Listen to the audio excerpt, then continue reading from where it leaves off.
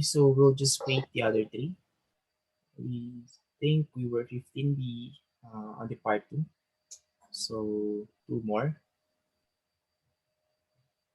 So once everybody's here, then we'll continue now our discussion.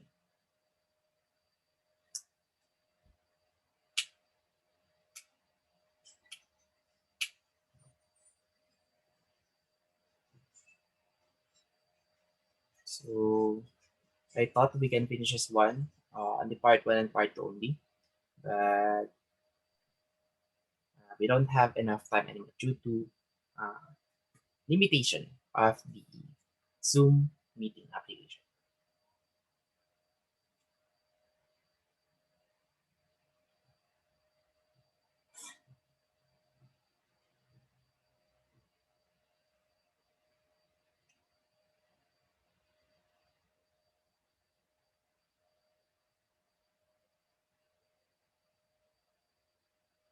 Okay, so we'll just wait 1 more minute. Okay, so whether they're here or uh, no, whether they're here or not yet, then we'll continue our discussion whether they're around or not.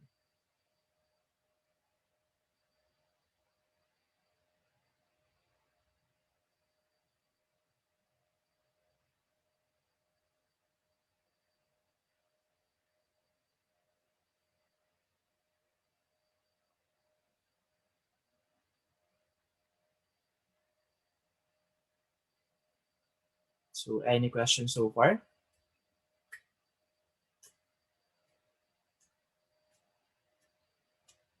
Any question or clarification before we continue our discussion? Wala po, sir. Wala po. All right, so again, if you guys have a question or curious questions, then feel free to ask me anytime. Okay, so let me just clarify this one. This one is an indication that you have to cover everything that is inside of that variable x. Then if we have this plus, then you have to cover everything also, but you have to exclude the null set or the no element. Okay, so we have here an example. Let x is equal to this corresponding set, which is containing an element AB. So some elements of x asterisk. Okay.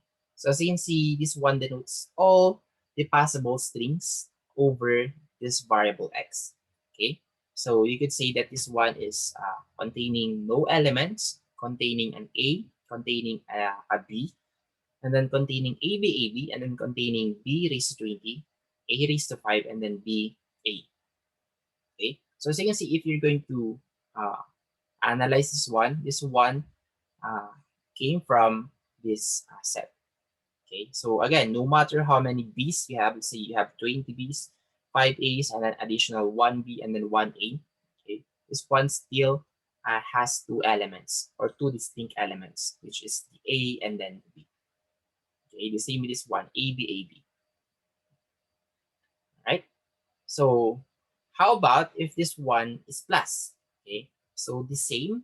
Okay, you have to get all of the possible strings over x, but do not include this one. Okay, so just remove this element.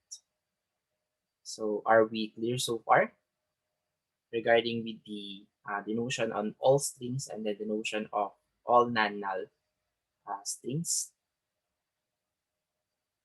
Yes, sir. Okay, so non-null and then all strings. All right, so we have here an example. We have here alpha and then containing an element of AAB, or a string rather, containing a string of AAB, and then a beta, which is containing a string of A raised to 3, B raised to 4, and then A raised to 30. Okay, so we have two questions. We have here the cardinality of the alpha. As you can see, we have 1, 2, 3. So 3 elements or 3 characters. And just put here 3. And then we have here for the beta. So as you can see, we have 3 A's, 4 B's, 32 A's. So just simply add all of those or add all of their exponents, then you will get a total of 39 characters. Okay. The another thing that you can do with this string here is via concatenation.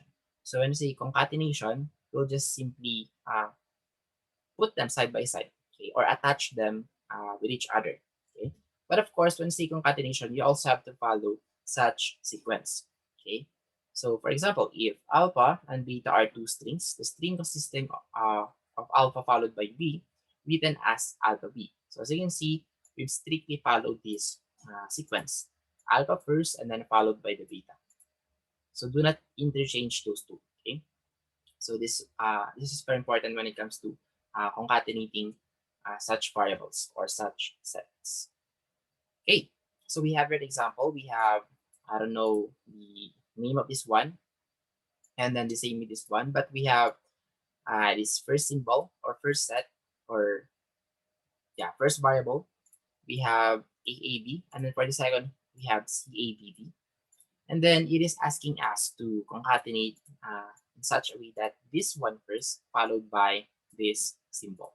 Okay, so whatever is the characters inside of this one, then just put it as your first sequence or strings.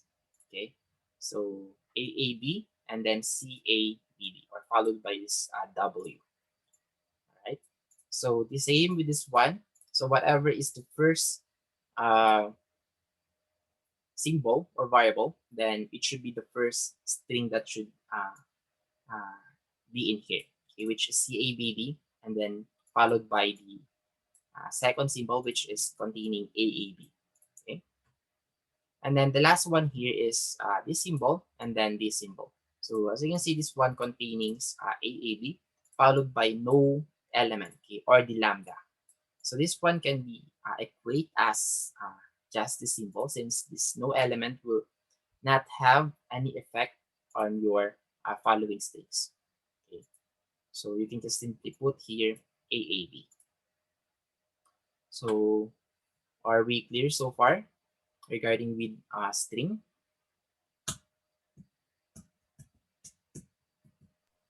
Yes po. Yes, sir. Yes, sir. Okay, so Yep. let me just recall regarding with strings. So this is a set, this is a sequence, and then this is a string. So set, sequence, string. So if you're going to transform a set or a sequence, just remove the comma. Okay, and that's it. You already have the string. Okay, and then another example. Let me just give you guys another example. Say number two. If you have this one is equal with a string of a raised to 4 and then b raised to 4. Let's just use the equation. A raised to 4. So a raised to 4 and b raised to 4. So those two are just the same. Okay, this one is a string, this one is also a string. Okay, so once you're done in understanding those examples and concepts, then you may now answer this seat break number 6. So seat break number 6 is the easiest seat break for the module 3. So for the sequence CBB, CBC, find the S of 1, find the S of 4, and then write S as a string. Right? So are we clear so far regarding with your seat break number 6? Yes, sir. All right. So that's it for the module 3. So if you have a future question, if you have a question in the future, then feel free to message me to my Canvas or to my Facebook account. All right. So if you guys do not have a question anymore, then you guys may now go and have a blessed Saturday to all of you. Bye, sir. Goodbye. Bye, sir. Bye, sir. Thank you, sir. Goodbye. Thank you too for Bye, coming here. sir. Goodbye. Bye. Goodbye. Goodbye and thank you, sir.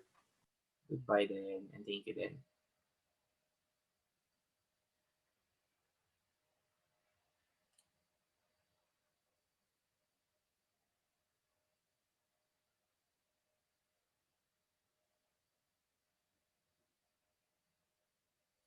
How about you, Mr. Janeza and Mr. Labsan? Do you guys have a question? No, sir. Thank you, sir. Bye, sir. All right, goodbye.